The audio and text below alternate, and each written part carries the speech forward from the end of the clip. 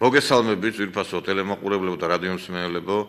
ეთერშია გადაცემა სამოქალაქო საზოგადოება, რომელსაც წარუძღვები მე ნიკოლოზ ჟავანოვი. დღევანდელი გადაცემა მინდა დაუთმო იმ მტკივნეულ თემას, რომელიც უკვე 28-29 წელია გვაწუხებს ჩვენ, ეს არის ის, რაც მოხდა 91-92 წლებში სახელმწიფო გადატრიალება. ეს იყო ქვეყნის წინააღმდეგ გადადგმული ნაბიჯი, რომლის შემდგომაც საქართველო ჩაიძირა უფსკულში და რომლის შემდგომაც ფაქტიურად საქართველოს არ გაუხარია, იმიტომ რომ ამას მოყვა ომები, აფხაზეთის და სამაჩაბლოს დაკარგვა, საქართველოსთვის სრულად განწყობილი ხელისუფლებების მოსვლა და ეს იყო არა ზოგი როგორც ნათლავს ამას სამოქალაქო ომი, ეს იყო ძმათამკვლელი ომი კი არა, ეს იყო უცხო ქვეყნის ინსპირირებული ომი, რომელიც ერთხარეს იდგნენ რენეგატი ქართველები, რომლებიც ასრულებდნენ მაშინ საქართველოსთვის სრულად განწყობილი ქვეყნის დავალებებს და აქეთ მეორე მხარეს გულანთებული პატრიოტები, კანონიერი ხელისუფლება. ეხლა თქვენ როგორ წარმოგიდგენიათ დღეს აი მივიდეს ვიღაცამ რუსთაველზე, მიიტანოს ქვემეხები, მივიდეს ტანკებით და მერე ვიღაცამ თქვას, რომ ეს რაღაცა იყო, რაღაცა დაპირისპირება ორ მხარეს შორის.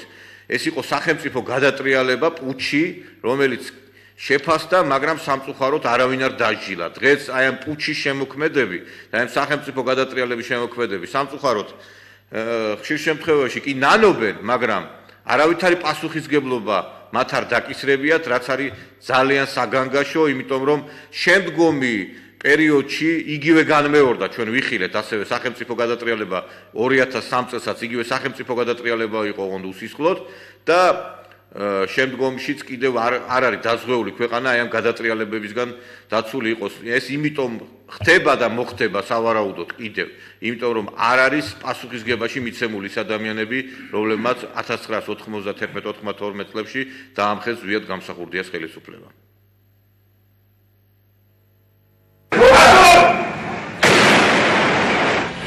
28 წლის წინ საქართველოს მტრებმა ოკუპანტების დახმარებით დაამხეს დამოუკიდებელი საქართველოს კანონიერი მთავრობა. გაანადგურეს და გადაწვეს თბილისი. გაძარცვეს სამეგრელო, დახვრიტეს ათობით მშვიდობიანი მომიტინგე. დააპატიმრეს და აწამეს ეროვნული მოძრაობის ასობით წევრი. ვერაგულად მოკლეს პრეზიდენტი ზვიად გამსახურდია. არცერთ მომდევნო მთავრობას არ დაუშია დამნაშავეები, ბევრი მათგანი კვლავაც სახელმწიფო სტრუქტურებში არიან მოკალათებული. ხუნტის არცერთი მსხვერპლი და დაზარალებული არ არის აღდგენილი კანონიერ უფლებებში. დიახ, და ის რომ ეს იყო რუსეთის მიერ დაგეგმილი ოპერაცია და რომელსაც ასევე ზუგს უმაგრობდა მაშინდელი დასავლეთი, იმიტომ რომ ჩვენ კარგად გვახსოვთ ბუშის განცხადება, რომ დინარის დინების საწინააღმდეგოდ მიცურავს ზვიად გამსახურდიაო. და ასევე ის აღიარებები, რომლებიც ერთ-ერთმა ცნობილმა მხატვარმა, თენგიზ კიტოვანმა, რომლის ერთ-ერთი შემოქმედება ჩვენ ვიხილეთ რუსთაველზე, პირდაპირ ღიად აი ამ ათეული წლების შემდგომ აღიარა ის, რომ ვინ იყო დამკვეთი და ვის დავალებას ასრულებდა ეგრეთ წოდებული კრიმინალური ოპოზიცია. სინდისში ჩაიღოს იმან, ვინც ამას ჩვენ გვაბრალებს. თქვენ კარგად მოგეხსენებათ, რომ ამიერკავკასიის სამხედრო ოლქი არ გვაიარებდა. ამიერკავკასიის სამხედრო ოლქი აიარებდა ჩისტებს. ჩვენ კი გადაკეთებული აღზრდების სანაპიროები ვართ. დაჩენილი და შიგნითაც ნახევარზე მეტი მოღალატები. ჩვენ 24-ში ვაგებდით ოფს ფაქტიურად. მე არ ვაცეაცხელა, ფული მქონდა ყველაფერი, წავედი და ვაზიანში რუსებს მოთხოვე, მეთქი მოვყიდეთ, ტყია წამალი და ვიყიდე. და მაშინ დაიწყო 24-დან დაიწყო ნამდვილი. დიახ, რუსული შეერაღება ჰქონდათ პუჩისტებს და სხვათა შორის მთავრობის სახლზე, როდესაც იერიში იქნა მიტანული, არაერთი რამდენიმე ძევლად იქნა აყვანილი და რამდენიმე ლიკვიდირებული რუსი სამხედროები, რომლებიც შემოჭრას აპირებდნენ მთავრობის სასახლეში. და ბატონი კიტოვანი, რომელიც დღეს დაიარება და მართალია ასაკშია, მაგრამ მე ვფიქრობ, რომ მან პასუხი უნდა აგოს. და სამწუხაროა ის, რომ ბევრი ისე წავიდა ამ ქვეყნიდან, როგორც ვარლამ ალავიძე დაასაფლავეს, ისე დაასაფლავეს სიგუა მალულად, ფარულად, საღამოს, რომ კაცი შუს არ გაეგო მისი ესე იგი აი ამ პროცესია მისი, იმიტომ რომ ხალხი გამძვინვარებული არის მის შესახებ და ქუჩაში ვერ ჩდებოდა, ბევრი ადამიანი წავიდა შემოქმედები ამ ბოროტების ისე რომ პასუხი არ უგია და თენგიზ კიტოვანი, რომელიც დღეს კი ნანობს ამ ყველაფერს და თან იძახისო ზვიად გამსახურდია მოკლესო, საუბრობს აი პირდაპირ გააკეთა განცხადება რომ რუსებმა იგი მოარამარაგეს იარაღით მაშინდელმა აი ამ საჯარისო ნაწილება მაშინ გახსოვთ ალბათ რომ რუსი ჯარი იდგა საქართველოში. დღეს ჩვენ აი ამ თემებზე, ამ მტკივნეულ თემებზე სასაუბროთ მოვიწვიეთ ადამიანი, რომელიც ერთგული გახდა ზვიად გამსახურდიას ხელისუფლების, ადამიანი, რომელიც ორჯერ იქნა დაპატიმრებული ხუნტის მიერ, ადამიანი, რომელიც ძირითადად მას მიყავდა მიტინგები, რომლებიც იმართებოდა თბილისში, სხვათა შორის გროზნოში, აი ეს სამგლოვიარო მიტინგსაც ვის უძღვებოდა. ადამიანი, რომელმაც ძალიან დიდი როლი შეიმუშავა იმაში, რომ დაცული ყოფილიყო კანონიერი ხელისუფლება.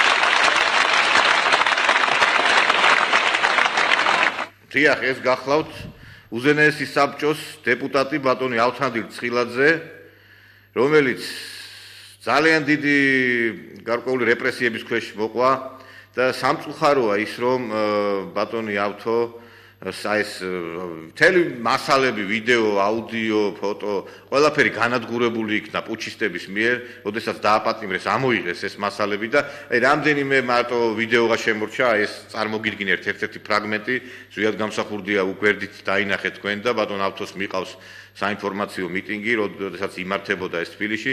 მოგესალმებით ბატონო ავთო. და მე მინდა დავიწყო ჩვენთვის მტკივნეული თემით. დეკემბერი არის საქართველოსთვის ძალიან მოუშუშებელი ჭრილობა. ამ თვეში დასამარდა საქართველოს დამოუკიდებლობა. მე კარგად მახსოვს რადიო მიმღებებთან ყველანი ვიყავით და უსმენდით თუ რა ხდებოდა და აი ხვალარი ნიკოლოზობა და მახსოვს ნიკოლოზობას გვაღიარა უკრაინა. და მაგას მოყვა შემდგომ უკრაინის შემდგომ ყოფილი აი ამ რესპუბლიკების, მე ამერიკამაც გვაღიარა და აი ამ ყველაფერს, აი ამ სიხარულს ძალიან დიდი სიხარული იყო, მაგრამ აფერქტალებდა ის, რომ ესროდნენ ზვიად გამსახურდიას კანონიერ ხელისუფლებას, ამხობდნენ ამ ხელისუფლებას და ფაქტიურად სპობდნენ საქართველოს დამოუკიდებლობას. დღევანდელი გადასახედიდან თქვენი აზრით, აი რა იყო მიზეზი იმისა, რამაც გამოიწვია ეს გადატრიალება და ნუ თუ არ შეიძლებოდა რომ აი ეს ერთი მუჭა ნაძირალა პუჩისტები ალაგმულიყვნენ რუსთაველიდან. პირველ რიგში მივესალმებით თქვენს მაყურებელს. განვლილ ბარბარობას და მომავალ ნიკოლოზობას მოგილოცავთ თქვენს და სრულიად საქართველოს. ელემენტარული პასუხია. მე ყველას ვეკითხები ხოლმე, ხშირად მისვავენ ამ შეკითხვას. რა არის მიზეზი ბატონ ზვიად გამსახურდიას და მისი ხელისუფლების დამხობისა? პასუხი ასეა ხოლმე ჩემი. წაიკითხეთ ბატონ ზვიადის ნაშრომები, მისი დილემა კაცობრიობის წინაშე, საქართველოს სულიერი მისია და შემდეგი სხვა მისი ნაწარმოებები, რომელიც გამსვლელულია აბსოლუტურად საქართველოს მიმართ დიდი სიყვარულით, პატრიოტული გრძნობებით ერის მიმართ, ყოველივე პროგრესულის მიმართ. ადამიანი, რომელიც იბრძოდა 14 წლის ასაკიდან საქართველოს დამოუკიდებლობის, სახელმწიფოებრივი დამოუკიდებლობის ადგენისათვის. ასეთ კაცს ხელისუფლებაში ვერავინ ვერ გააჩერებდა. არავინ გააჩერებდა. უპირველეს ყოვლისა, ეს არის დღეს რო ჩვენ უწოდებთ ლიბერასტებს, ხო? მაშინაც არსებობდნენ ტროცკისტული გლობალისტები, ლიბერასტები, ტროცკისტული ცეკა, ასე უწოდებთ ხოლმე მას პირადად ყოველ შემთხვევაში მე ასე უწოდებ. ისინი და ეს არსებობს, აი გამოკვეთილად ეს ცეკა უკვე 1990 წლიდან, როდესაც სოფლიოს ჯანმრთელობის დაცვის ორგანიზაციამ მამათმავლობა აღიარა ჩვეულებრივ, ესე იგი დაშვებულ მოვლენად და ამის აიყვანა საპატიო იმაში, რა ქვია, რანგში. აი ამას ჯერ ხელისუფლებაში არც ავართ მოსულები, ბატონი ზვიადი არ არის საქართველოს ასე ვთქვათ პრეზიდენტი ან ჯერ უზენაეს საბჭოს თავმჯდომარე იყო, ბატონმა ზვიადმა რა თქვა იცით მაშინ? ეს აბავი რო გაიგო. კი ეს გაზეთში დაიბეჭდა ეს გადაწყვეტილება იმასი, რა ქვია, გაეროს ჯანმრთელობის დაცვის ორგანიზაციის ავთანდილო კაცობრიობაო, დადგებაო, უდიდესი განსაცდელის წინაშეო. თავს ამოყოფებენ უკვე აშკარათო. აი ეს სოდომისტური ძალებიო იმისათვის რომ თავს მოახვიონო აი ეს ყოველივეო. და რატომ მეთქი ბატონუზეად, რატომ მაინც და მაინც აი ეხლა ისედაც ცნობილი იყო, მათ არავინ არ და ეს იმიტომ ყველაფერი კეთდებაო, რომ პროგრესული მოაზროვნე ადამიანები დაითურგუნოსო ჭეშმარიტი სარწმუნოებაო, ქრისტიანული რელიგიაო, საერთოდ და ზოგადად მართლმადიდებლობაო და უნდა მოხდეს ამ ძალების აღზევებაო, ჩვენ ძალიან დიდი ბრძოლები გველისწინო და რაც შეიძლება, ესე იგი ჩვენ დიდი წინააღმდეგობა უნდა გავუწიეთო აი ამ ძალებს. კაცობრიობა დადგაო დიდი განცდელი წინაშე და შემდგომ მოვლენებმა აბსოლუტურად გაამართლა ბატონ ზვიადის სიტყვები და აი ასეთ პიროვნებას, არა? ეს მიუღებელი იყო საერთაშორისო ასე ვთქვათ ამ ტროცკისტული ძალების მიმართ და მოაწყეს საქართველოში, ეს საქართველო არის ერთ-ერთი პირველი ქვეყანა, სადაც მოხდა ასე ვთქვათ ფერადი რევოლუცია, რევოლუცია არ დაარქვეს მას პირადად და გასაგებია. და ეხლა იცით რა არის, არა და ეხლა ხშირად ხდება ხოლმე რომ აი საუბარი მიდის რომ აი ზოგადად გამსახურდი რა თქმა უნდა იყო ეროვნული კაცი, დიდი პატრიოტი, მაგრამ ის არ იყო ხშირად მესმის აი ამ პუჩისტებისგან და პუნჩისტების მიმდევრებისგან რომ პოლიტიკოსი არ იყო დიდი. და აი ამის საპირისპიროდ ჩვენ შეგვიძლია აი რა ვთქვათ რომ მე მახსენდება ყაზბეგში ელცინის ჩამოსვლა და ელცინის აღიარება იმისი დოკუმენტით რომ ეს სამაჩაბლო როდესაც გააუქმა ეს ავტონომიური ოლქის ზვიად გამსახურდიამ, ხარი დაუჭირა ელცინმა და შემდგომ ეკდება გითხრათ, აი რა ურთიერთობა გქონდა, იმიტომ რომ აქ ჩვენ მოვისმინეთ კიტოვანი საუბრობს იმ მაშინ ორი რუსეთი იყო, საბჭოთა გორბაჩოვი ცალკე იყო, ელცინი ცალკე იყო, არეული იყო სიტუაცია, ელცინი იმაზე საუბრობდა, ღმერთო გადაარჩინე ამერიკაო და დაიცავიო, იქ გამოვიდა გახსოვთ კონგრესში და ეს ყველაფერი ამის შემდგომ რაც მოხდა და აი რუსეთთან ურთიერთობა, რომელიც ერთ-ერთი გარკვეული დაპირისპირებული იყო შემდგომ საქართველოსთან, იმიტომ რომ ამ რუსული იარაღით იქნა დამხობილი ხელისუფლება. როგორი იყო მაშინდელი ხელისუფლების ურთიერთობები? ვიცი რომ ინაუგურაციაზე, აი მოგვიყევით თქვენ ახლოს იყავით ზვიად გამსახურდიასთან, იმიტომ რომ ჩვენ ვიცით ეს და თელავის პრეფექტიც იყავით მახსოვს კიდევ რაღაც პერიოდი. აი რა ხდებოდა, ანუ აი ეს ურთიერთობები რუსეთთან მიმართებაში და რატო შეიცვალა მე ეს ურთიერთობები? და იმ ურთიერთობებზე გვილაპარაკეთ. მოგახსენებთ პირველი არის შეკითხვა, პირველი ნაწილი თქვენი შეკითხვის ზვიად გამსახურდიას პოლიტიკოსობაზე. რა თქმა უნდა, ეს არის მტრების მიერ მონაჩმახი. დიახ, პუჩისტების ის არის. ბატონ ზვიადის დიდ პოლიტიკოსობაზე რა დამამტკიცებელი ფაქტებია. პირველი, აი ძალიან ასე ვთქვათ, თეზისების სახი ძალიან მოკლედ, ხო? 1990 წელს დაგეგმილი უმაღლეს საბჭოს არჩევნები საქართველოს კომუნისტური უმაღლეს საბჭოს არჩევნები ბატონმა ზვიადმა დაბლოკა ფაქტობრივად. ხო? ჩვენ უარყავით ეს არჩევნები, თქვენ თუ გახსოვთ რომ მარტში 90 წლის მარტის თვეში ფილარმონიაში გაიმართა შეურიგებელი ოპოზიციის, რადიკალური ოპოზიციის ანუ ეროვნული ძალების რესპუბლიკური კონფერენცია. იმ კონფერენციაზე მეც ვიყავი და აი მაშინ ბატონმა ზვიადმა რა გამოვიდა წერეთელი და ჩვენ უნდა შევქმნათო ირაკლი წერეთელი. ოპოზიციურიო კოალიციური ხელისუფლება. კატეგორიული წინააღმდეგი წავიდა ბატონი ზვიადი ამაზრისა. ჩვენ მოგწონს თუ არ მოგწონსო საბჭოთა კავშირის ხელმძღვანელობას, ხელისუფლებას, კომუნისტურ საბჭოთა კავშირს ცნობენო მთელი მსოფლიო არის გაეროს წევრი, არისო ესე იგი მთელი რიგი სხვა ეუთოს წევრი, ხო? და ჩვენ თუ შევქმნით ამ ეგრეთ წოდებულო კოალიციურ ხელისუფლებას არავინ არ ცნობს და ჩვენ მთელ ეროვნულ მოძრაობას დავაყენებთო უდიდესი დარტყმის და რეპრესიების ქვეშ. არა, ჩვენ უნდა კანონიერი გზით უნდა ვიარავთო დაყრდნობილიო საერთაშორისო სამართლის მოთხოვნებზე და დებულებებზეო, ჩვენ უნდა არჩევნების გზითო უნდა დავამხოთ გავაუქმოთ ეს ხელისუფლება, მაგრამ ამას ჭირდება რა უპირველეს ყოვლისა ახალი საარჩევნო კანონის მიღება, დემოკრატიული საარჩევნო კანონის მიღება, რომლის საფუძველზეც ჩატარდებოდა საქართველოს რესპუბლიკის პირველი მოწვევის უზენაეს საბჭოს არჩევნები, ყოველგვარი სოციალისტური და ასე ვთქვათ ამ ატრიბუტიკის განმარტებების გარეშე. და რაც მოხდა ჩვენ აი რუსეთთან ურთიერთობებზე ეხლა გეტყვით, ეხლა რუსეთთან ბატონი ზეადი არასდროს არ იყო. ეხლა რომ ის იყო მტერიო, არავით არის რუსი ხალხის მტერი არ იყო. ჯერ ამას ამტკიცებს რა იცით? აი მისი ნაწარმოები, მისი ნაშრომი დიდი რუსი მწერლის, გამოჩენილი რუსი მწერლის ლევ ტოლსტოის შემოქმედების თაობაზე. აი წაიკითხეთ ეს და აი გამოჩნდება რომ ბატონი ზეადი დიდად აფასებდა რუსულ მწერლობას, კულტურას, თვითონ რუსულ ერს, მაგრამ რა თქმა უნდა უარყოფდა იმპერიულ მისწრაფებებს. არა მარტო რუსეთის არამედ ზოგადად. აი ეს იყო. ხო და დაინიშნა ეს არჩევნები, არა? დაინიშნა ეს არჩევნები, ბატონი ზეადი ავანტურული გზით არ წასულა. ხო? აი როგორ თქვენ თვით რომ ეხლა რომ მიაყენონ ტანკებიო, ამ გზით არ წავიდა საერთაშორისო სამართლის იმითი რა ქვიან გზით, რასაც ეწოდება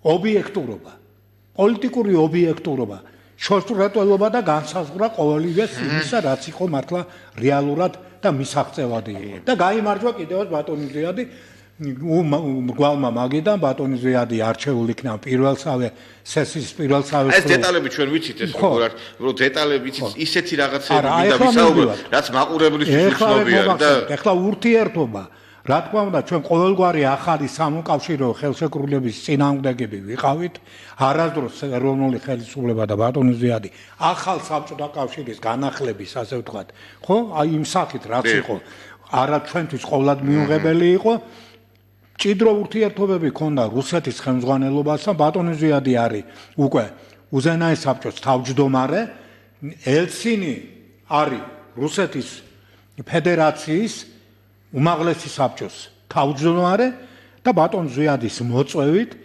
91 წლის აპრილში ელცინი ჩამოვიდა ყაზბეგში მოწვევით და იქ შეიმუშავეს დოკუმენტი სადაც იყო აი პირადად ბატონი ზეადის დიდ პოლიტიკოსობაზე რა ერთ-ერთი ასეთი დავამტკიცებელი ასე ვთქვათ უტყუარი მაგალითი რომ ელცინმა ხელი მოაწერა იმ კომუნიკეს დოკუმენტს რომელშიც იყო სიტყვა სიტყვით ნათქვამი არავით არის სამხრეთ ოსეთის ავტონომიური რესპუბლიკა საქართველოს შემადგენლობაში არ არსებობს და არ არის ის არის რა ქვიან ის არის და შემდგომ ელცინმა დაპატიჟა ზუსტად გამსახურდია და იქნება ელცინი ხდება 91 წლის ივნისში საპრეზიდენტო არჩევნები არის რუსეთის ფედერაციის პირველი პრეზიდენტი ხდება და მიწვევა ინაუგურაციაზე მოწვეულ იქნა ბატონი ზვიადი მეუღლითურთ ბატონი ზვიადი ჩაბრძანდება მოსკოვში დითიარში იმართება ეს უდიდესი მნიშვნელობის რუსეთისთვის კი არა საერთაშორისო ცხოვრებისთვის ცერემონია არ იყო პომპეზური, მაგრამ დითიარში არის, იმის შემდეგ იმართება ბანკეტი და რომლის თამათადაც ელცინი ნიშნავს ბატონ ზვიადს. სასლაპარაკო არ ვიცოდი. ნუ ეს ბევრმა არ იცის. თამადა ელცინის ინაუგურაციაზე ამხელა ქვეყნის პრეზიდენტი. კი, ამხელა ქვეყნის. ეს ნამდვილად ჩემთვის არის უცნობი ფაქტია. არის ჩვენი ურთიერთობა. ანუ ესეთი ახლო ურთიერთობა გქონა რომ ხა წარმოიდგინეთ ხა ელცინი იყო თვითონ რა შეიცვალა მე აი უცბად რომ აი გეტყვით ახლავე. ანუ შევარდნაძის როლი იყო ამ ესე იგი განხეთქილებაში თუ რა იყო აი ამ წუთში მოგახსენებთ რა არის იცით ცოტა მიჭირს ხოლმე რა გაგებით მიჭირს საუბარი, იცით, ხელავ ხოლმე. ჩემთვის ეს არის ძალიან ახლა რა არის? ზნობი არის ახლა რასაც ახიან სენსიტიური ვარ რა ასე. იდიოტური ეს განმარტებებს ნერგავენ ქართულ ენაში და რა არის იცით? ელცინ მასეთი სიტყვებით მიმართა ბატონ ზვიათს ყაზბეგში. რა ქვიან თუ მე რამე გამიჭირდა და ჩემს მიმართ რეპრესიები განხორციელდა საბჭოთა ხელმძღვანელების მიერ. ჩემ ოჯახს შენ უნდა უპატრონო. პინტკოეს. ელცინმა უთხრა ბატონ ზვიათს. თუ მე გამიჭირდაო, ჩემს მიმართ ტერორი განხორციელდა მოსკოვშიო, ხო? იმიტომ რომ საბჭოთა კავშირის მოწინააღმდეგე იყო ელცინი. და არავითარ საბჭოთა იმას რა ქვიან რესპუბლიკების ვადების გაგრძელებაზე ეს თქვენ გითხრათ ზვიათმა ეს აი ამის შესახებ? არა, ნუ ეგრეა. კი, არა, აი დეტალებზე რომ ყველა აბარა, ყველა უახლოესმა მისვა თანამებრძოლებმა და თანამოაზრებმა ეს იცოდე. და შენ ოჯახსო თუ რამე გაუჭირდება, მეო ესე იგი დაგიდგებით თქვენ გვერდითო რა. აი ასეთი მეგო შემდეგ უცებ ერთი რაღაც ჯადოსნური ჯოხის აქნებით, ას ხატონად რო ვთქვა და იცვლება სიტუაცია და ბატონ ზვიათს და ელცინ შორის რაღაცა დიდი უსწრული იქნება და ჩდება რატომ? იმიტომ რომ როგორც შემდეგ უკვე ცნობილი გახდა, ხო? გორბაჩოვი, შევარდნაძე, ელცინ და მაშინ პოლიტბიურო იყო კომპარტიის საბჭოთა კავშირის მისი წევრი იაკოვლევი, ესენი იყვნენ ЦРУ-ს გავლენის აგენტები ყველანი.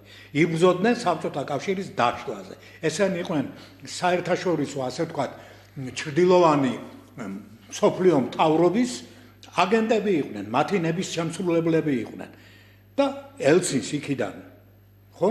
იქიდან ვთქვათ დავალება მისცეს რომ ის მეგობრობა იმასთან რა ქვიან გამსახურდიას ხელისუფლება უნდა განადგურდეს. იმიტომ ის არის ჩვენთვის მიუღებელი. რატო იყო მიუღებელი? იმიტომ რომ გამსახურდია არა მარტო საქართველოს ხელმძღვანელი იყო. გამსახურდია იყო უდიდესი პატრიოტი კავკასიისა. კავკასიის ერების ერთობისა, ძმობისა, მეგობრობისა. არა და კავკასიური სახლის იდეაზე საუბრობდა და ეს მათთვის მიუღებელი იყო. ის იდეა იყო ბატონ ზვიათის იდეა იყო პირველი. ეს მიუღებელი იყო, იმიტომ რომ საერთაშორისო ეს მთავრობას უნდა ქონოდა დიდი ასე ვთქვათ წვდომა ამ ასე ვთქვათ დერეფანზე, ხო? ეკონომიკურ და სატრანსპორტო სტრატეგიული მნიშვნელობის ადგილი უკავია საქართველოს, დამაკავშირებელია ევროპასა და ახლო შუა აზიას შორის და აი ხა თქვენ რომ მიყავდათ მიტინგები, აი ჩვენ ხა იცით რაც უდავოდ აღიარებული ფაქტი არის, მე მინდა რომ იმაზე ნაკლებად დაუთმოთ, რომ იმიტომ რომ ყველა მის გადაღეჭილი თემებს არ მინდა, აი ხა ის თემები თქვენ რაც შეეხეთ, მე სულ არ ვიცოდი ხა ის თამადობა, ეს ელცინის განცხადება, რომ ჩემ ოჯახს ხა როგორ უპატრონა მაგან ხა ზვიად გამსახურდიას ოჯახს, დავინახეთ როგორ დევნიდნენ ზვიად გამსახურდიას ოჯახს და როგორი დევნაში იყო და აი, როდესაც მიტინგები ტარდებოდა, როდესაც მე მახსოვს თქვენ, როდესაც ბუნკერში იყო შეკრებილი, ბუნკერს ეძახდნენ, თორე თავრობის სასახლე იყო და ასოცირება ჰქონდათ ჰიტლერთან და მაშინ ტრანსპორტიორებზე ესიც ეწერა ესე იგი ზვიად კაპუტ და რაღაცა ნაძირლებს, ხო და თქვენ იყავით კოლხურ კოშკში, მახსოვს, იცავდით ზვიად გამსახურდიას ოჯახს, როდესაც გამოხვედით იმ პატიმრობიდან, როდესაც დაგიჭირეს თქვენ და თბილისის მერი ვაშაძე. აი, როდესაც თქვენ გქონდათ აი შეხვედრები ზვიადთან.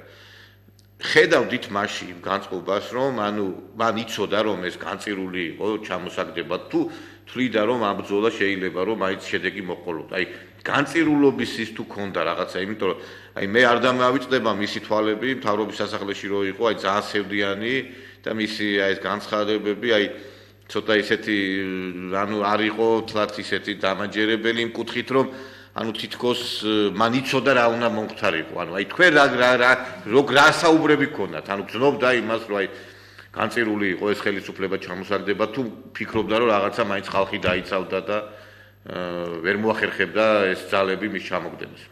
91 წლის ზაფხულში ფოჩი ტარდებოდა ევროპის ჩემპიონატი. წყალსათხილამუროს ხოთი. მახსოვს კი. ცენტრი გაიხსნა შესანიშნავი ცენტრი. მე მაშინ არ ვიყავი. ფოჩი არ ვიყავი. კი. რაღაცა დავალებულ საქმეს შევიყავი ჩართული. ბატონ თბილისს ეწვია ერთ-ერთი უდიდესი მსოფლიო მასონური ორგანიზაციის წარმომადგენლები.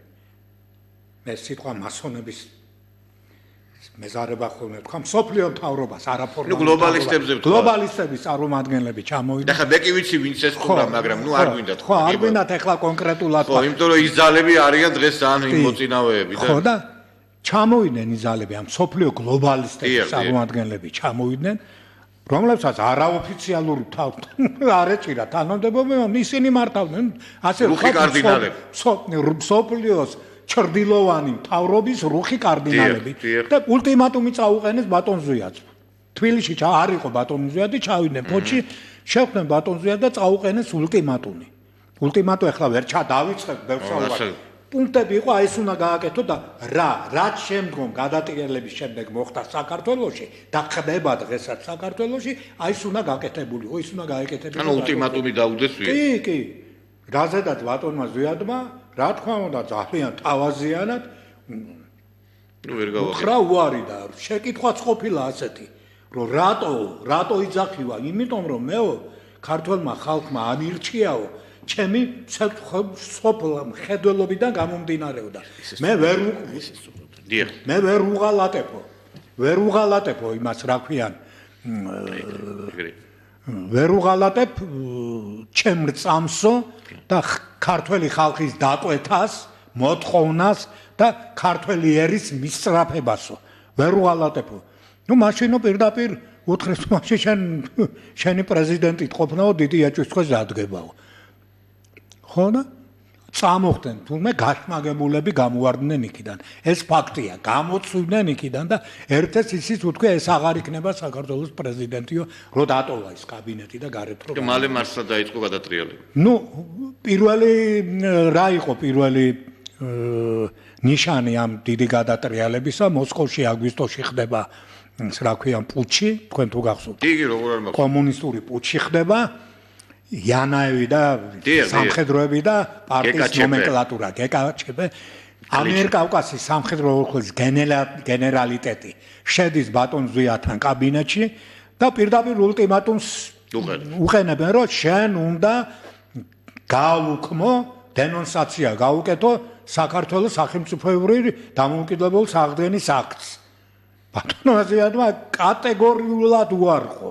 რა თქმა უნდა ის ამათი ულტიმატუმი ნუ გენერლებმა დატოვეს იქ ჩხუბი და აყამაყარი არ ყოფილა რა თქმა დატოვეს ისა რა ქვიან ბატონ ზვიადის კაბინეტი და ბატონმა ზვიადმა უკვე ოფიციალურად ხო უარყო კიდევაც ყოველგვარი კონტაქტები ის მაპატია დაგმო ეს პუჩი მოსკოვში დაგმო და მას უწოდა ანტიდემოკრატიული ანტისამართლებრივი ქმედება ხო? აი ეს იყო პირველი ნიშანი. ამის შემდეგ მე ხდება ძალიან სხვათაშორის აი ეს ჩვენი გვარდია ჩინაგან ჯარში იმიტომ შეიყვანა რომ მაშინ რუსეთის ჯარები იყო და რომ მე არ დასხმოდნენ ქართულ ჯარს და მე ეს შეაფასეს ისე რომ ვითომ ზვიად გამსახურდია ჯარის წინააღმდეგ იყო აი რენეგატმა ქართველებმა. ეს იყო მართლაც აი პოლიტიკური ნაბიჯი და სწორი რომ აი ქართული ჯარისკაცები გადაარჩინა ამით რომ მართლა ეხლა ახლა რუსული არმადა იყო, ბაზები იყო, 1 საათში ამოწყვეტდნენ აქ ქართულ ჯარისკაცებს და ანუ ისე გააკეთა რომ საბაბი არ მისცა რომ მართლა რომ გაემარჯვა იმ იმას რა ქვია ამ გეკაჩეპეს და შეიძლებოდა ეს მომხდარიყო პირველი დარტყმა იქნებოდა ქართულ ჯარზე. გეკაჩეპეს რომ გაემარჯვა რა თქმა უნდა მე ყველანი არა ხო რა თქმა უნდა პირველი შეტევა ჯარზე იქნებოდა ხო ჯარზე მარტო ჯარზე კი არ იქნებოდა ნუ რა თქმა უნდა სხვასაც მაგრამ გასაგებია თქვენი მიმართულება ამიტომ მოხდა გაუკმამი შეყვანა დროები მაგრამ რა ვქნათ აბა იქ ძველ ბიჭური პოზიცია დაიკავეს იქ მართლა ძველმა ბიჭებმა ზოგიერთებმა თავიანთი მენტალიტეტით ხო იგივე კიტოვანმა იგივე ყარყარაშვილმა იგივე დუმბაძე რამეც იკითხოთ ეხა ეს კიტოვანი თვითონ ლაპარაკობს აგერ თქვენ მოგასმენიეთ რომ ჩვენო ტყვია წამალი გაგვითავდაო რაღაცა 20 კაცი ვიყავითო მე რაღაც შემოგმა ნამდვილად ერთი მუჭა ნაძირლები იყვნენ აი და ამ დროს თვითონაც აღიარებენ რომ არ ვიცი ხა თქვენ რა ციფრი იყო 4000 კაცამდე იყო მთავრობის სახში განლაგებული აი ბატონი ზვიადი სხვათა შორის მე ზუგდიდში საუბრობდა რომ შიგნითაც მოღალატეები მყავდაო მე აი მთავრობის სახში აი ნუ თუ არ შეიძლებოდა ამოსვლა იმ მთავრობის სახლიდან იმიტომ რომ ხალხიც მიტინგებს ატარებდა, მაშინ დაიხრიტა ხარდასაჭერ მიტინგებს, რომ აი ესენი განადგურებული იყვნენ ქართველი ხალხის მტრები. იმიტომ რომ არავითარი ისინი ქართველები არ იყვნენ, ადამიანები, რომლებმაც წვია დაუშინეს ეროვნულ ხელისუფლებას.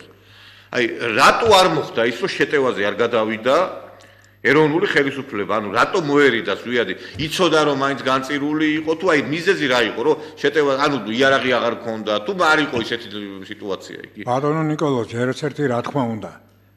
ახლა იარაღი არ ქონდაო, დეფიციტი რა თქმა უნდა იყო აბსოლუტურად. ამ დეფიციტი იყო? ნო, დეფიციტი იყო, აბარ ჩვენ არც არავინ არ გაიარაღებდა. არა, ჩვენ არც იარაღის მწარმოებელი ქვეყანა ვიყავით და რუსეთის ხელისუფლება არა ამარაგებდა იმას. რა თქმა უნდა დაგეგმილი და მათ კიტოვანი და სიგუა მათ უკან ხომ იდგა რუსეთის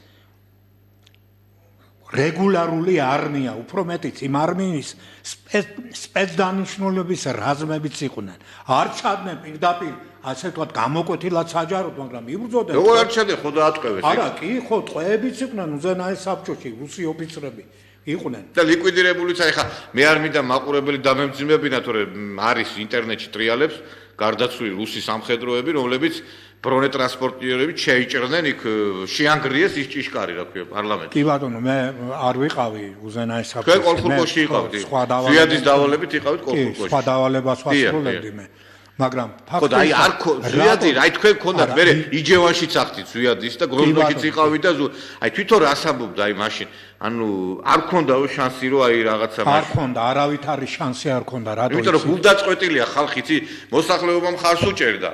თითქოს შეერაღებაც იყო, ხალხიც იყო და ანუ რატო ვერ გადავიდნენ იერიშზე და რატო ვერ მოხდა აი თავის დაცვა. პუნქტობრივად ვიტყვი დიახ, მოკლედ. რა თქმა უნდა.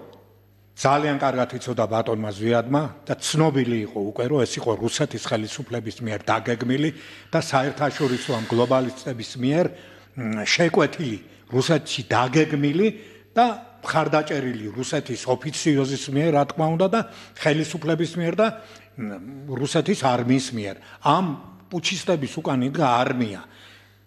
რო გასულიყო ბატონი ზვიადი გარეთ, არა? მისი ასე ვთქვათ, შეიარაღებული მომხრეების მიმართ გაიმართებოდა უფრო გაცილებით დიდი ნგრევა სისხლისღვრა და მოხდებოდა უშუალოდ უკვე რუსეთის ჯარების შემოსვლა. ამას დიდი მსხვერპლი მოყვებოდა. ჯერ ეს ერთი პირველი ამის გულისთვის არ გააკეთა ბატონმა ზვიადმა. ყოველ ქმედებას აზრი უნდა ქონდეს და შედეგიც უნდა ქონდეს, ხო? ფაქტი უკვე დარეგისტრირებული იყო, ასე ვთქვათ, ჭყალებში, ხო? ომი გაჩაღებული იყო იმ პუჩისტების მიერ, ხო? ბატონ ზვიადი თავის შეიარაღებული მხარდამჭერებით კიტოვანის შტაბთან კი არ მისულა თბილისის ზღვაზე. კიტოვანი მოვიდა აქეთ და ალყაში აიყვანა ის რა ქვია რუსებთან ერთად უზენაეს საბჭოს შენობა, ხო? გასვლას უკვე არავითარი აზრი არ ჰქონდა, მაგრამ მიუხედავად მაგისა, მაინც ეროვნულა გვარდიამ ყობალიას ხელმძღვანელობით ის იყო სარდალი, ხო? კანონიერმა ეროვნულა გვარდიამ 26-ში მიქამდე იმ დონემდე მიიყვანა ეს პუჩისტები, რომ ისინი გარბოდნენ და რუსებმა მოატრიალეს უკან. და რა სიტყვებით იცით, ახლა მე არ ვარ ამის ამბობ, კუდავი ვაშუ რუსული იმით რა, მათ უბიგაიციო. არა გვაქვს არაფერიო დაგვიწავო იმანო, რა ქვიან, ყობალიამ ყველაფერიო. ხო და უასჩო ბუდუთ.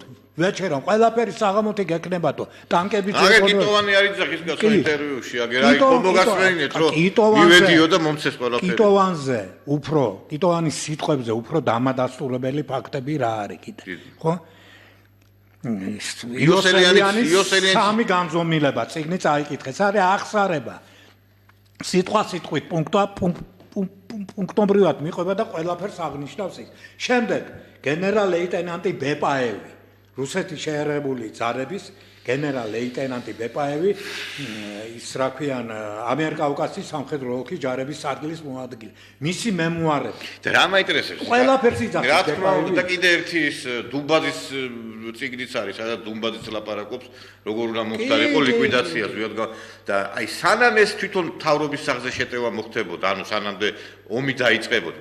აი თქვენ როგორ ფიქრობთ, შეცდომა ხო არ იყო იმ ავტობუსების ჩახერგვა, მანქანების ჩახერგვა, პირდაპირ ამათი დაჭერა რატო არ მოხდა, როგორც ჭანტურია დაიჭირეს და როგორც აი ეს რენეგატები, რომ აი ეხა დღეს რო ეგრე გააკეთოს ხელისუფლებამ, რომ ეხა ავტობუსები ჩახერგოს და თავი დაიცვას ხოლოთ ამით, ჩათვლიან სისუსტეთ.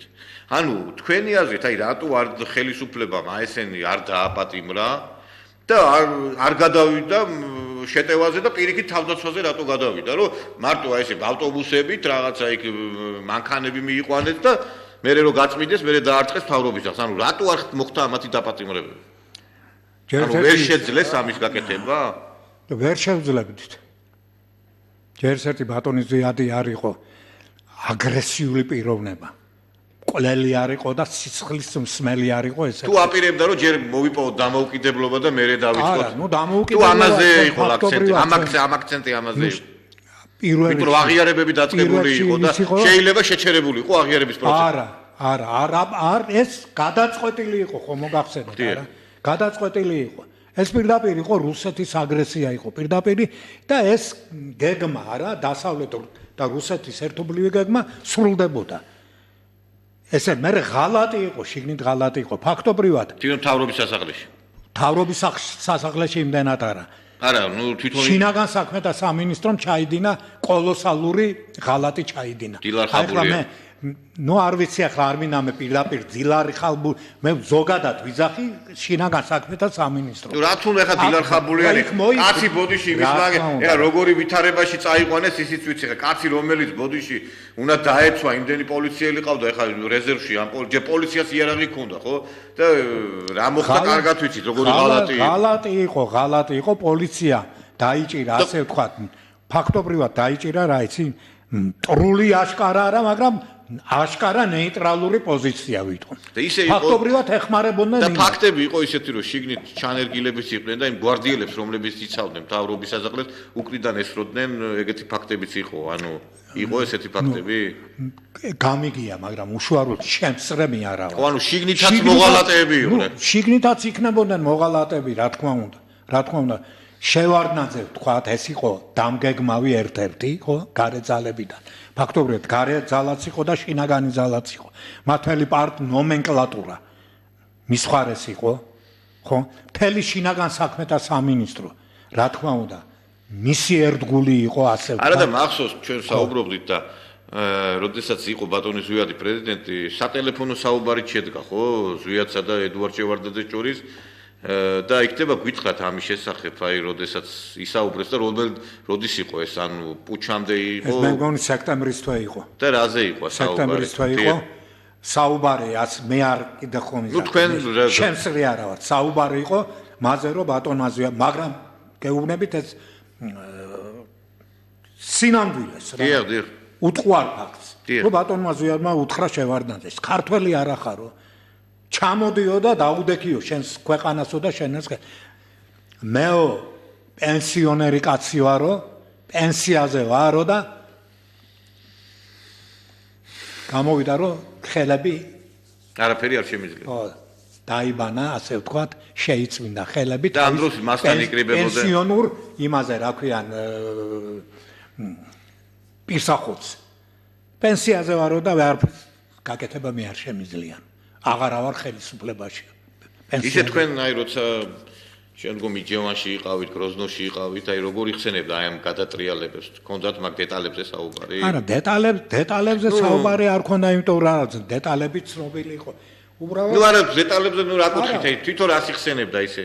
გამოვიდა შესანიშნავი კრებული არის, რამოდენიმე კრებულია, 2 ტომიანია თუ მე მგონი 3 ტომი არის, ბატონ ზვიადის განკარგულებები, ბრძანებულებები, მისი მიმართვები სოფლიო ქვეყნების თავრობებს, ხო? და ოფიციალურ თუ არაოფიციალურ პირებს ყველა მიმართვების ტექსტებია იქ. ბატონი ზვიადი პირდაპირ აღნიშნავს ეს ხო შეთქმულება საერთაშორისო სოფლიო იმპერიალისტურ ლიბერალური ძალების საქართველოს ეროვნული ხელისუფლების და მშვიდობის მოყარე და ღვთისმიერი ქართველი ერის ფაქტი არის რომ მართლაც აი საქართველოში ყოველგვარი ეროვნული დასრულდა აი ამ გადატრიალების შემდგომ დასრულდა ყველაფერი პატრიოტული სულისკვეთების მატარებელი გარკვეული მოძრაობა და ზვიად გამსახურდია შემდგომ ეროვნული ხელისუფლება საქართველოს არ ყოლია. კაცი რომელიც 6 თვეც არაცალეს პრეზიდენტობა და ესე იგი მახსოვს, ესე იგი ჭანტურია რომ გამოდიოდა და რომ ლაპარაკობდა რომ ძირს გორბაჩოვის და ზვიად გამსახურდია შეთქმულება ქართული ხალხის წინააღმდეგ. ზვიად გამსახურდიაო, ესე იგი SNG-ში უნდა შეყვანაო ქართლისიო საქართველოსიო და დავინახეთ მე ვინ უკრავდა წაშ, EDP როგორ უკრავდა წაშ SNG-ში შესვლას და როგორ ესე იგი ვითომ მე რაღაცა პროტესტი გამოთქვეს, რამდენიმე მინისტრმა წავიდა EDP-სი და კიდე ვიღაცეების, აი ეს რომ მოხდა SNG-ში, მაგრამ მე ისე უკან დაბრუნდნენ. რა მნიშვნელობა აქვს? ვითომ რაღაცა გაითამაშეს და როგორ მოხდა ყველაფერი და ერთი ფაქტია რომ აი დღევანდელი ეპოქაში რომ მომხდარიყო ეს პროცესები, მე მგონი რომ ზვიად გამსახურდიას არჩევ ვერ ჩამოაგდებდნენ, იმიტომ რომ დღეს იგივე რუსეთისთვის და იგივე იმ სოფლიოსთვის უფრო მისაღები იძალა იქნებოდა, რომელიც უფრო არ იქნებოდა ისეთი, რომელიც ესევე მიჯაჭვული იქნებოდა დასავლეთთან, როგორიც დღეს არის ხელისუფლება მიჯაჭვული. ანუ რუსეთისთვის თავარი იყო რომ არის დღეს რომ არ იყოს აქ მაგალითად ისეთი ნატოს ზახილი და დასავლეთისკენ ისეთი რაღაცა ყურმოჭრილი მონობა და ზვიად გამსახურდია ამას არ იზამდა. და აქედან გამომდინარე ზვიად გამსახურდია უფრო მისაღები იქნებოდა და ჩამოგდებისთვისაც უფრო არ გაიმეტებდნენ. და მაშინ ელცინი გამოდიოდა იმაში კონგრესში და ღმერთო გადაარჩინია ისაო, რა ქვია, ამერიკაო ამას ლაპარაკობდა. დამეთანხმები თუ არა, რომ ამ რეალობაში ალბათ რა თქმა უნდა, ჩვენ აი პუტინი რო ყოფილიყო პრეზიდენტი, შეიძლება სხვანაირად წასულიყო. მე თქვენ შეკითხვაზე პასუხი გაგეცი და აღნიშნეთ, რომ ელცინი, გორბაჩოვი და შევარდნაძე და იაკოვლევი იყვნენ პირწავარნილი გავლენის აგენტები დასავლეთის სპეცსამსახურების, კონკრეტულად შეერთებული შტატების. ეს ფაქტია უკვე, ფაქტია. ეხლა ელცინზე რა ამტკიცებს? 92 წლის 17 ივნისი იყო, თუ არ ვცდები, ხო? ივნისი, 17 ივნისი იყო. ვისაც ნახეთ კომპიუტერის საშუალებით. ხო, ელცინი არის ნიუ-იორკში და გამოდის ამერიკის კონგრესში. და პირდაპირ რას ამბობს? ისეთ მე არ ვიცი რა. აი ესე იგი, ხო ვიყავი საბჭოთა კავშირის ვებრძო, ჩემთვისაც კი აღმაშფოთებელი იყო ელცინის სიტყვა. რა თქვენ ბრძანეთ? ამერიკა შეუძლიან შვიდად იძინოს საბჭოთა რაკეტები აღარ არის თქვენზე დამიზნებული. არა, დამიზნებული რო არ არის, ეს კარგია, მაგრამ როგორ განაცხადა, იცით? რაღა მაინც ამერიკაზე არ არის დამიზნებული, ხო? ზოგადად ეთქვა, არა, აქ მან თვითონ დაადასტურა ეს, რომ მისი მთელი გამოსვლა როგორ იყო, იცით? მონა, რო თავის ბატონს რო ანგარის აბარებს. ეს ერთი, მეორე. ეხლა მეორე ფაქტი. 2005 წელს სააკაშვილი მოხდა ამ ფერადი რევოლუციით, ვარდების რევოლუციით, ესეც გლობალისტების მიერ დაგეგმილი და შესრულებული იმის რა ქვია, ვარდების რევოლუციით მოსული სააკაშვილი მათ მიერ დანიშნული სააკაშვილი საქართველოს პრეზიდენტად არის ჩასული ყოველწლიურ ეკონომიკურ საერთაშორისო ფორუმზე შვეიცარიაში დავოში რო იმართება. და იქ იმის გვერდით რა ქვიან ბრძანდება სოროსის გვერდით და სოროსმა რა განაცხადა, იცით? ვარდების რევოლუცია საქართველოში დამიჯდა 30 მილიონი დოლარი და ახალი ექსპერიმენტი დავიწყევ, წერტილი. ეხლა გადავდივარ ყველაზე საინტერესო საკითხზე. 2005 წლის ივნისის თვეში მოსკოვის პირველ არხზე იყო გადაცემა ასეთი ვრემენა პოზნერის თოქ-შოუ არის, იმყოფება იქ რუსეთის სახელმწიფო სათათბირო 3 დეპუტატი, მათ შორის ჟირინოვსკი, ეს ავად სახსენებელი ჟირინოვსკი და პუტინის თანაშემწე და უახლოესი პოლიტმრჩეველი პავლოვსკი. აი პავლოვსკიმ რა პასუხი გასცა, იცით იმის პოზნერის კითხვა და რატო არაფერს არ იძახიოდა. მე რა უნდა ლაპარაკი იყო საქართველოზე. და რა უპასუხა, იცით პავლოვსკიმ? რუსეთმა დაუშვა უდიდესი შეცდომა, რომ დაამხო ზვიად გამსახურდია ხელისუფლება, იმიტომ რომ ზვიად გამსახურდია, არასდროს არ გახდებოდა მარიონეტი დასავლეთის. აი ესეც უკვე ეხლა თქვენ ახსენეთ სოროსი და სხვათა შორის, აი თქვენ საუბრობდით და მეც ვიცი ეს რომ ზვიად გამსახურდიას იქ თოჩი რო შეხვდნენ ის ჯგუფი, რომლებმაც ძალიან ესეთი დაუდეს ის მონაცემები და სურათი რაც უნდა გაეკეთებინა ზვიად და იგივე სოროსი ზვიად გამსახურდიამდე იყო ჩამოსული თბილისში, როცა იყო ჯუმბერ პატიაშვილი ხელმძღვანელი და ჯუმბერს აქვს, ბატონ ჯუმბერს აქვს თავის წინში აღაბეჭდილი, რომ წარმოედგინეთ, კომუნისტები, გაგანია კომუნიზმი, ჩამოდის ეს ვაჟბატონი სოროსი, ხდება პატიაშვილს და ეცნობა იმითი, რომ აი მეო რაღაცა კულტურულ, რაღაცა საგანმანათლებლო რაღაც პროგრამები მინდა განვახორციელო, აქ საქართველოსიო და აი ამის საფარქვეშ უნდა მას რაღაც გარკვეული პროცესების დაწყება. მე შეიცვალა იქ ხელისუფლება და რო წავიდა ახლა ეს პატიაშვილი, მე უკვე ზვიად გამსახურდიასთან დაიწყეს ამის მოძებნა, რო ვერ მონახეს, ეს ყველაფერი დასრულდა ამითი და ყველაზე ცუდი რა არის, იცით, აი ჩვენ ახლა ძალიან მტკივნეულია ჩემთვის, როდესაც აი ამ გადატრიალებაზე და აი ამ პუჩზე ვლაპარაკობ და აი ძალიან რომ არ მომხდარიყო ეს ყველაფერი. რომ არ მომხდარიყო ეს გადატრიალება, დარწმუნებით შემიძლია თქმა, რომ აფხაზეთი და სამაჩაბლოც არ დაიკარგებოდა და დღეს საქართველოს შვეიცარია თუ არა, ისეთი ქვეყანა იქნებოდა, რომელიც იქნებოდა აი ცითით საჩვენებელი. რა თქმა უნდა, შეიძლება შეცდომები იყო და შეუცდომელი არავინ არ არის. ეხლა რომ ამ ბაბემ საკადრო პოლიტიკა ეშლებოდა ზვიად გამსახურდიასო და შეიძლება კი რა ეშლებოდა, იმიტომ რომ ამდენი მოღალატე არ მოხდა, მაგრამ ამათი საკადრო პოლიტიკა ვნახოთ ერთი შემდგომი ხელისუფლებების. შევარდნაძის, სააკაშვილის, იგივე დღევანდელი ხელისუფლების რა საკადრო პოლიტიკა აქვს ამა. და ეს საკადრო პოლიტიკა როგორ შეიძლება ყოფილიყო სრულყოფილი, როდესაც ახალად ფეხადმული იყო ხელისუფლება და მე აი გულზე ეკალივით მესობა აი ის განცხადებები, ის ფრაგმენტები თვალებიდან არ მომდის, როგორ იწყებოდა ეს თავისუფლება. ძალზე დამაიმედებელია ამ არჩევნების შედეგები. ამას იმიტომ არ ვამბობ, რომ გაიმარჯვა ჩემმა ბლოკმა და ჩვენმა ბლოკმა და შესაძლოა გავიმარჯვო პირადად მე ან სხვა. მე მახარებს ჩვენი ერის გამოღვიძება, მაღალი პოლიტიკური შეგნება და ერისა და ეროვნული მოძრაობის ერთიანობა, რაც გამოვლინდა ამ არჩევნებში. არც ეს არის დასამალი, რომ არც თუ ისე დიდი ხნის წინათ, სულ რამდენიმე წლის წინათ ეროვნული მოძრაობა არ იყო პოპულარული საქართველოში იმდენად, როგორც არის დღეს. იგი არ იყო ფართოდ გავრცელებული, ხალხთა მასები არ იყვნენ ჩაბმული ეროვნულ მოძრაობაში, უფრო ინტელიგენცია, ახალგაზრდობა იყო ჩაბმული მასში, მაგრამ ეხლა, განსაკუთრებით 9 აპრილის შემდეგ, ამ დიდმა ტრაგედიამ ერთგვარი შოკის მაგვარი ზემოქმედება იქონია ჩვენს ხალხზე და ერი დარწმუნდა, რომ მას თავისუფლებისთვის ბრძოლის გარდა სხვა გზა არ გააჩნია. აი ეს ყოველივე დადასტურდა ნახეთ ამ არჩევნებში და მე მჯერა, რომ მართალია არის გარკვეული განხეთქილებები, დაპირისპირებები, მაგრამ ავმაღლდებით ყოველივე ამაზე და ძლიანი საქართველოს ერთიანი ეროვნულ განმათავისუფლებელი მოძრაობა მიაღწევს თავის მიზანს საქართველოს დამოუკიდებლობის აღდგენას.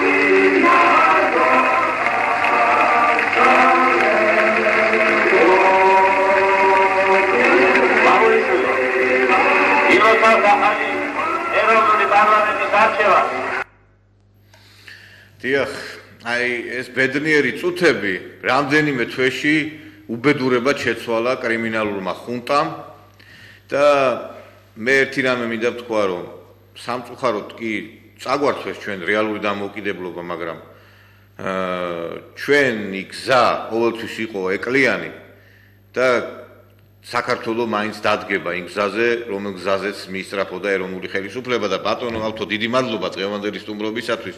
ჩვენ ბევრ რამეზე ვერ ვილაპარაკეთ დროის სიმცირის გამო კიდე, მაგრამ შემდგომში ვილაპარაკეთ და მე მინდა ერთი რამე გითხრათ, რომ თქვენც და თითეული ის ადამიანი, რომელიც იცავდა და იყო კანონიერი ხელისუფლების ერთგული ჯარისკაცი, ოქროს ასოებით შევა საქართველოს ისტორიაში და ის ადამიანები, ვინც ტყვია დაუშინა ეროვნულ ხელისუფლებას, არა შავი ასოებით შევლენ და აი როგორც ვარლამ არავიძე თენგის სიგუა დასაფლავდა ღამე ფარულად ისე რომ კაცმა არ იცოდა და არც გამოაცხადეს რომელ საათზე იყო გასვენება, არა და პრემიერ-მინისტრი იყო ყოფილი.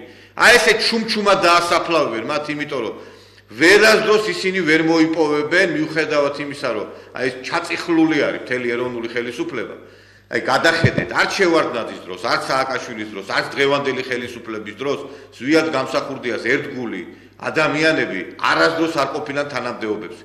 ის რენეგატები ორბაქ თამაში რო თამაშობდნენ, კი იყვნენ, მაგრამ დღესაც გრძელდება ამ ხალხის დევნა. აი როგორც შევარდნაძე ახორციელებდა, ისევე გრძელდება, იმიტომ რომ ან უნდა იყო თქვენ როგორც თქვით ლიბერასტი, ან უნდა იყო შევარდნაძის იმ გარკვეული წრიდან. და ის ყოფილი პუჩისტების შვილები არიან დღეს ხელისუფლებაში, რომლებიც აი ამ დევნას ახორციელებენ.